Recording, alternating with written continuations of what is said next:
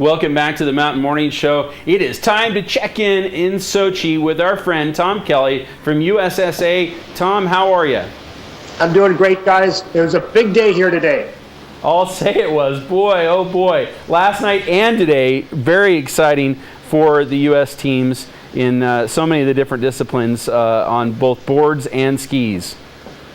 Yeah, it really was, and great excitement here. A couple of more gold medals and a bronze medal in the last 24 hours, so things are rolling right along. I actually don't know what the medal count is right now. You guys might know a little bit more on that, but a great last couple of days. Yeah, I'll say, and we've already told people that there's a spoiler alert here, so let's go ahead and tell people what they've missed already this morning. Boy, has it been exciting for our friend Ted Ligety.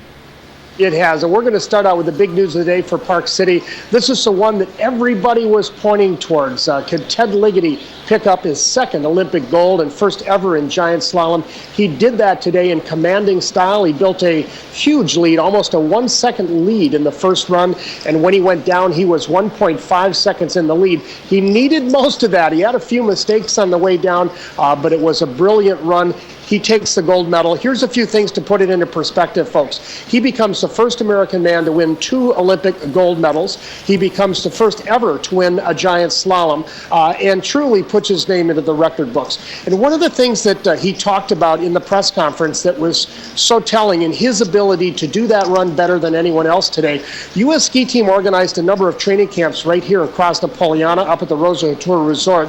And in those training camps in the last couple of years, the objective was to give athletes like Ted Ligety a chance to ski on the hill, to run gates there, and get a sense on how it runs, how the snow conditions were, and that training proved invaluable. There's one spot of the course, and you can watch it on NBC tonight, called the Bear's Brow, and on that little jump, it's been something that's been plaguing people all week.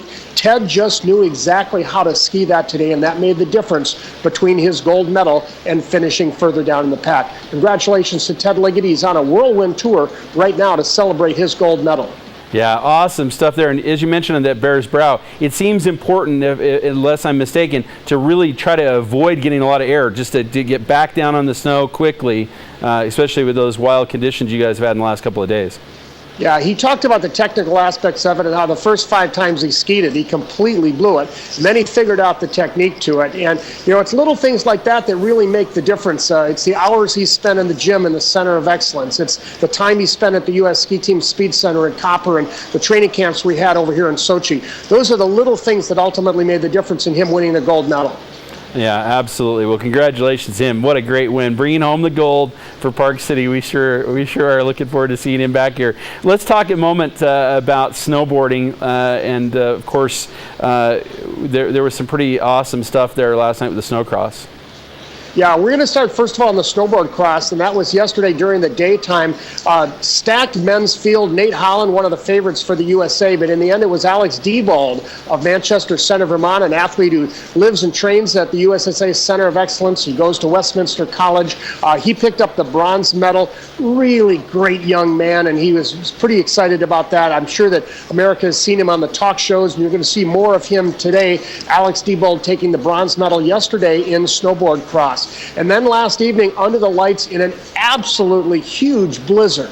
You know, course conditions really the toughest you could possibly get in a half pipe. Strong USA contingent, and in the end it was Mr. Wise taking the gold medal in the first ever half-pipe skiing Olympic competition. He did it in style, picked up the 92 and change on his first run, and held off some hard-charging Canadians and French to take home the very first gold medal in his sport. There's little doubt, is there, that Torrin Yater-Wallace and Aaron Blunk threw down some of the best stuff they could possibly have done, but as we've talked about, you and I, a couple of times, it required absolute perfection to be at the top of the podium. Yeah, it really did. You know, in qualifying, Torrin Yater-Wallace threw down what I thought was one of the best runs ever. But his last hit, he just lost speed in the pipe. He was going switch into his last hit, and he just didn't have the speed that he needed to get up the wall. So unfortunately, he hit the wall and went down and lost a ton of points for that. Aaron Blunk, we felt was underscored a little bit, but in the end, a good performance by him. He and David Wise making the finals, and David Wise holding on for the gold medal. In America, you're going to see a lot of Mr. David Wise tonight. That young man, I love to say, wise beyond his years too. He said, I love this comment about his family. He said, it's as great as this is, my most important job is being a great dad.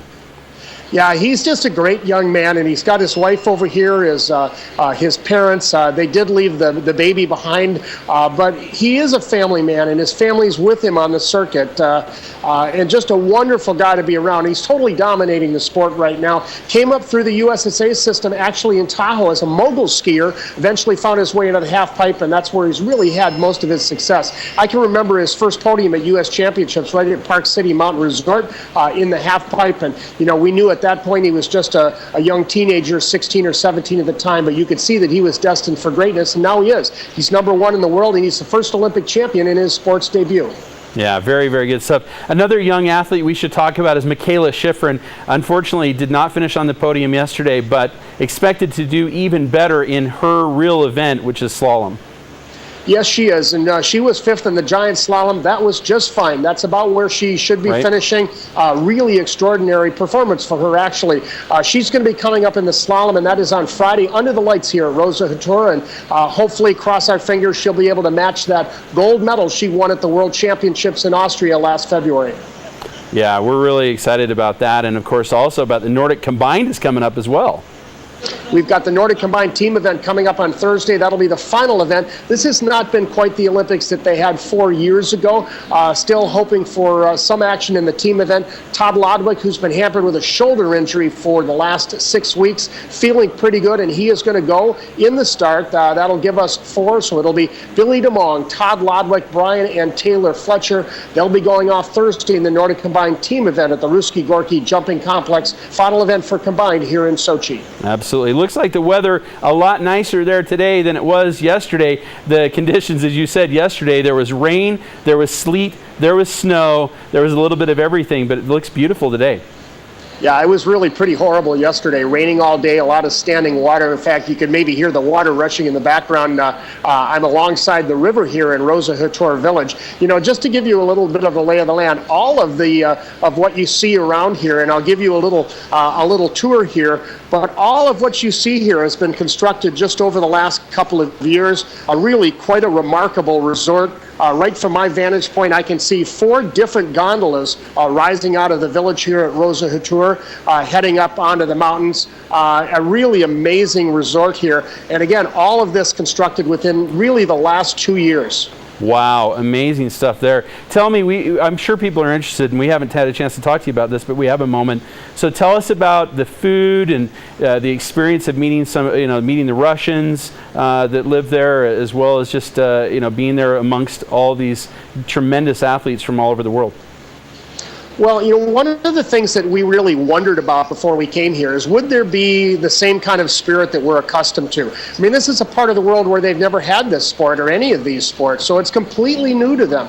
We've been really amazed at how friendly the people are, how well organized the event is, the great spirit that exists here. We've had good crowds at the events, actively engaged. For me, and this is my 8th Winter Olympics, for sure, this is one of the best ever. And just coming to a part of the world like this that's so foreign to everyone, to see what they've built here in terms of a winter resort and the great spirit of the people. It's something that all of us who've been here will long remember. And I know that there was a lot of media hype coming into this thing, and a lot of focus on maybe some of the negative aspects. But I have to tell you, all of us here have had just a resoundingly good time. It's been great for the athletes, good competition venues, and really good fair events here in Sochi.